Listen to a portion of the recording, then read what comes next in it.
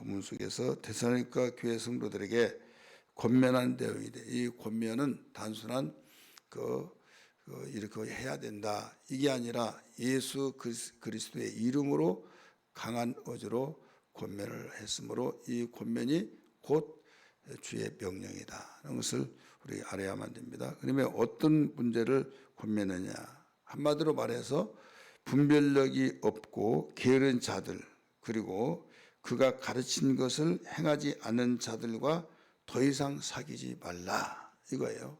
더 이상 사귀지 말라.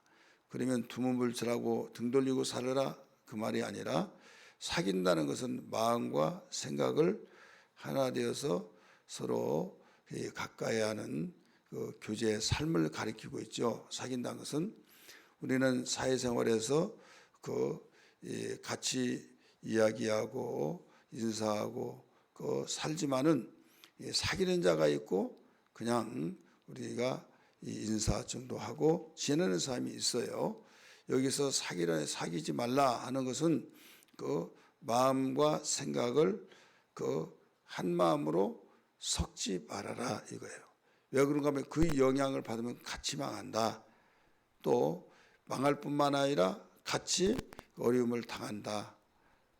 또 같이 너의 화를 받게 된다 이거예요.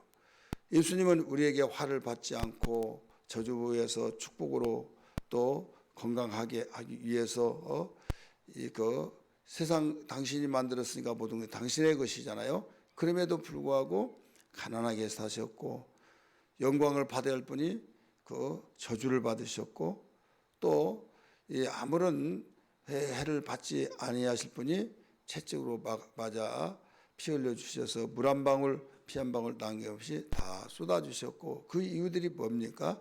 이사야 53장 6절에 잘 가르쳐 줬어요. 5절 6절에 거기에 보면 그가 우리의 허물을 위하여 바로 상했다.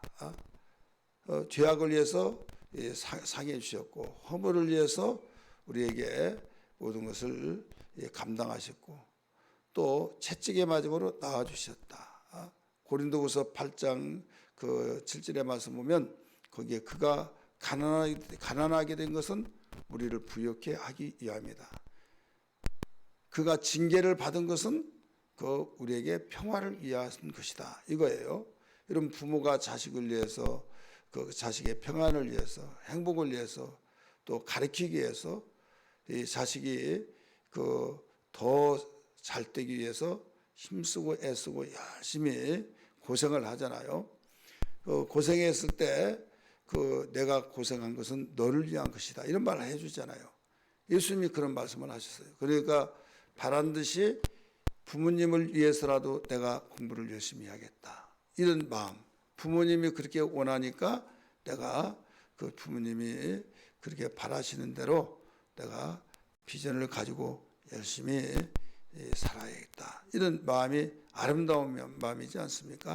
근데 당신은 말하라 왜 이렇게 자주가 심하냐, 나는 하고 싶은 거 내 마음대로 한다 이런 식으로 일방통행으로 나가버리고 부모님이 원했던 것을 모두 외면해 버린다고 한다면 그것은 자식의 도리가 아니죠.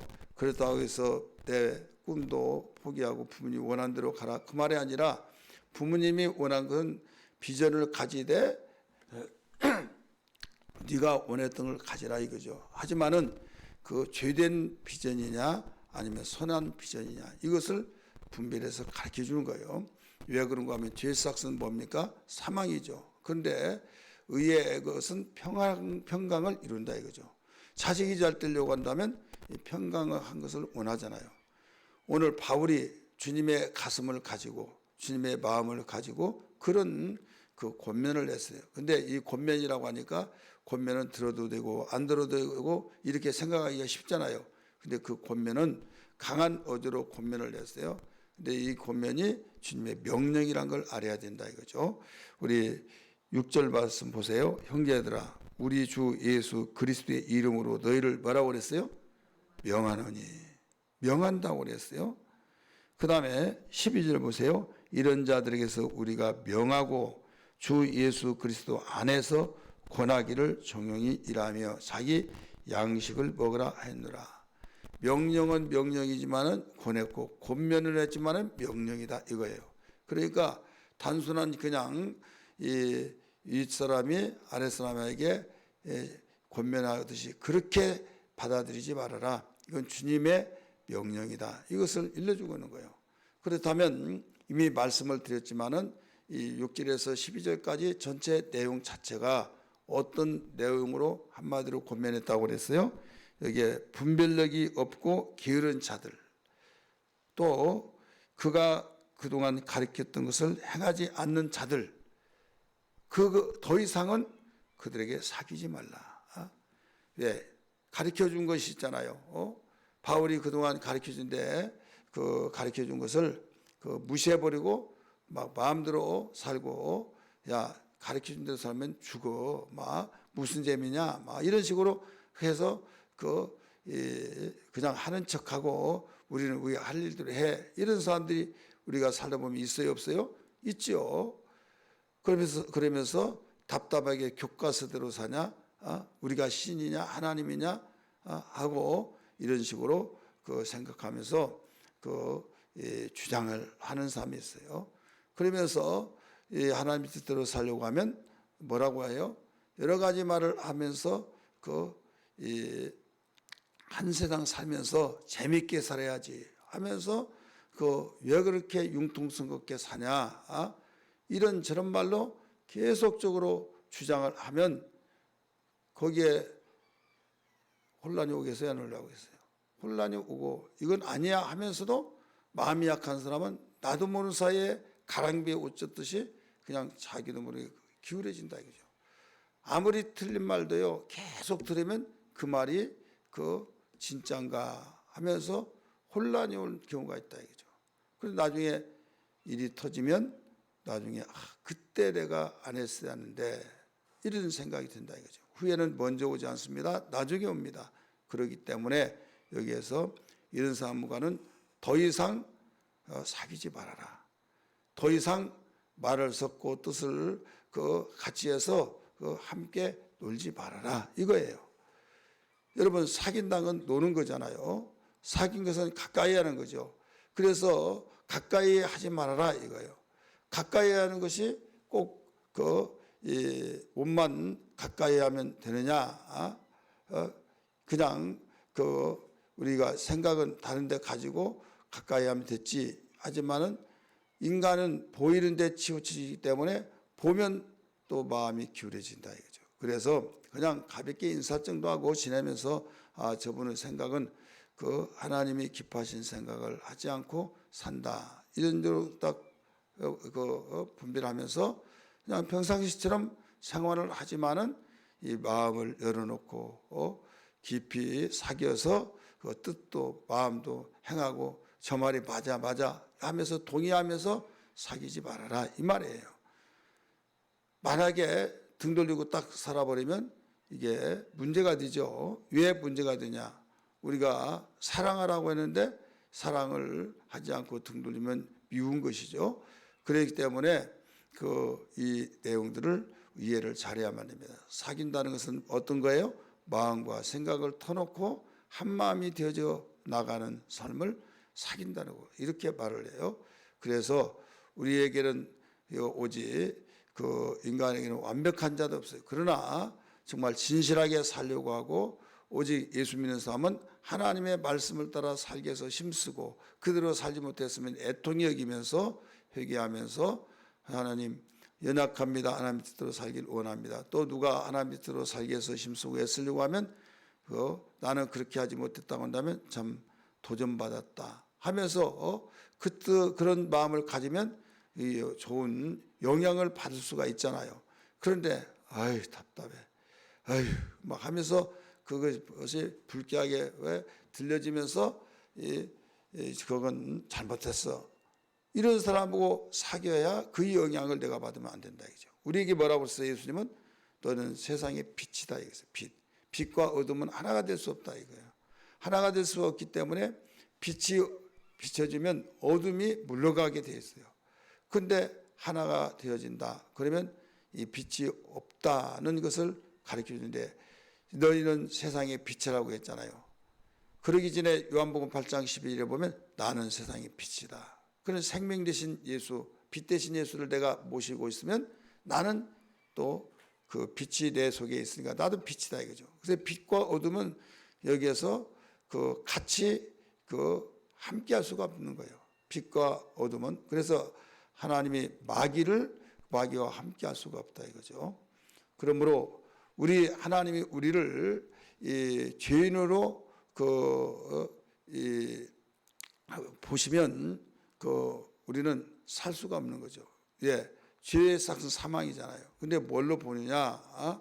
우리를 죄를 찾아서 계속 거슬러 올라갈 때 죄를 짓는 자는 마귀에게 속하나니 마귀는 전부도 범죄함이라. 요한일서 3장 8절에 그래서 우리가 살 수 있는 유일한 길은 내 아들이 그렇게 가르치면서 너 나쁜 짓 하지 말아라 하고 엄마가 아빠가 가장 싫어하는 건 나쁜 짓이다 이거예요. 그래 알았습니다. 그런데 어느 날 칼 가지고 이 친구를 죽인다고 하고 쫓아다녔다 이거예요. 그래서 파출소에 전화가 왔어요. 그러면 여기서 얼마나 큰 충격을 받겠습니까? 그러면서 막 분이 이렇게 일어나겠죠. 내가 그렇게 하지 말라고 하는데 그 시대에 내 아들 맞아? 얼마나 이러면 당황하고 힘들겠어요. 그래서 막 미웠어요. 미워서 너무 실망이라고 생각했는데 나중에 너 왜 그랬어? 엄마 아빠가 가르칠 때 너 뭐라고 그랬어? 막 하니까 말을 안 하려고 하는데 어딘가 모르게 겸연쩍한 것들이 있어요. 느낌이라는 것이 있잖아요. 그래서 물어봤어요. 너 다 터놓고 한번 말해봐. 그랬더니 사실은 엄마 아빠가 하지 말라고 하는 거 같아서 죄송해요. 내가 안 하려고 하는데 친구가 있는데 안 하면 너 죽인다고 하고 칼을 주면서 빨리 너 찌르고 와. 그러니까 나를 포위해 가지고 완전히 찌르고 오라고 하면서 너 이런 것도 하지 않으면 너는 세상을 살아갈 수 없는 거야 하면서 담대함을 길러야 된다고. 이게 아닌데 하는데도 그러면 너 우리가 찌른다, 너 죽인다 막 협박하고 그러기 때문에 내가 말을 듣지 않다가 죽어버리면 엄마는 더 아빠랑 너무 힘들겠지 않느냐. 둘 중에 하나를 택해야 하는데 어떻게 할까. 다 안 택하면 좋은데 내가 그런 상황 속에서 할 수 없이 그랬다고 죄송하다고 그러면 그때 아들을 미워했고 실망했던 것이 누구에게 화살이 가겠어요? 누구에게 가겠어요? 바로 그러면 그렇지 내 아들이 그럴 자가 아니지. 그러면서 그 미워했던 아들을 이제는 모든 것을 이해하면서 화살이 씻겼던 자에게 돌아간다 이거죠. 그래서 하나님이 우리 인간을 무엇으로 보시냐면 죄를 지는 자는 마귀에게 속하나니 마귀는 전부도 범죄함이라. 그러면 선악과를 따먹고 죄를 지은 것은 누가 졌어요? 하와가 짓고 아담이 졌잖아요. 그러면 분명히 선악과를 따먹고 아담에게 또 남편에게 주었고 죄를 졌어요. 그런데 그 죄를 무슨 죄로 보냐면 불순종의 죄로 보는데 죄는 죄지만은 여기에 죄의 원조는 누구냐? 주범은 마귀다 이거죠. 그리고 마귀가 그 주범이기 때문에 이 마귀는 영원히 용서가 없다 이거죠. 그러나 이 주범이 아닌 인간은 여기에서 용서가 있어서 이 말씀을 가르쳐 준 거예요. 이 누구 때문에 죄를 진 거예요? 마귀 때문에 죄를 졌다 이겁니다. 그러므로 우리는 이와 같이 이 게으른 자 가르쳐 주는데도 말을 듣지 않은 자 이런 자하고는 같이 사귀지 말아라 이걸 일러주고 있는 거예요. 같이 사귀면 너도 공범이 되어서 결국 어떻게 되느냐? 너는 처벌을 받는다 이거죠. 공범도 받잖아요. 그래서 아담과 하와도 이 죄의 씨를 계속 유전자를 남겨주고 있어 우리가 죄인된 거 아닙니까? 잉태하면서부터 임신하면서부터 죄로 잉태했다고 시편 51편에 가르쳐주고 있잖아요. 그래서 여기에 바울은 이런 말씀을 가르쳐주고 있는 겁니다. 그러면서 내가 너희 듣자 하니 도무지 우리가 가르쳐 준 것을 따르려고 하지 않고 일만 만들어낸 자가 있다. 이거예요. 일만 만들어낸 자가 있다. 그게 뭐였는가 하면 가르쳐 주는데 옆에서 야 먹고 마시고 즐기는 것이 좋아. 뭐 주의를 하고 그래. 그러면서 이렇게 저렇게 해도 죽는데 왜 일을 하고 먹냐? 공짜로 먹어. 있는 거 다 먹어 해치우고 그거 먹기 전에 이 세상이 어떻게 되겠지 막 하면서 일을 하지 않고 먹으려고 하고 또 그냥 누구한테 저기면 공짜로 먹으려고 하고 그냥 일을 하기 싫으면 안 먹어야 한대. 누구보다 더 먹으려고 하고. 그러니까 야 예수 믿는 사람들 교회 다니더니 아니 인간성도 더럽다. 막 이런 식으로 말을 하고. 그래서 이것이 막 그렇게 모범적인 대사니까 교인들이 그런 사람 때문에 막 번져간다 이거죠. 누룩이 돼가지고. 그래서 여기에서 이 내용이 나오는 겁니다. 그러므로 여기에서 일하기 싫거든 먹지도 말라. 그러면서 우리는 가르칠 때 그냥 말로만 가르친 것보다 시청각 교육을 통해서 가르친 것은 더 많이 남죠. 또 이 말로만 이렇게 하라 하고 그냥 가르쳤던 사람이 엉뚱한 짓 하면 그것도 뭔가 존경심이 없죠. 그런데 여기에서 바울은 이게 모범으로서 몸을 보여주었다 이거죠. 그래서 하나님 말씀을 복음을 증거할 때 복음으로 살기 때문에 싹스를 받아서 오늘날은 사례를 받아서 살 수도 있지만은 자기는 사례를 받지 않고 모범이 되기 위해서 자기가 받지 않고 오히려 자립하면서 선교를 하고 있었다. 그런데 너희가 받지 않느냐? 내가 보여줬지 않느냐? 그런데 왜 너희가 그대로 하지 않느냐? 하면서 그들과 사귀지 말아라. 게으르지 말아라. 이런 말씀을 하신 겁니다. 오늘 시간에 기도할 때 하나님 무엇보다도 우리에게 분별력 없고 게으른 자들 우리 주변에 많이 있습니다. 또 바울 선생이 가르쳤던 것처럼 교회에서 성경을 통해서 주의 종을 통해서 하나님 말씀을 배웠고 배웠던 그 내용들을 듣고 그쳐지는 것이 아니라 그대로 행하여서 저희들이 열심히 일하며 살아가게 도와주옵소서. 이런 기도가 되기를 주의 이름으로 축원합니다. 할렐루야.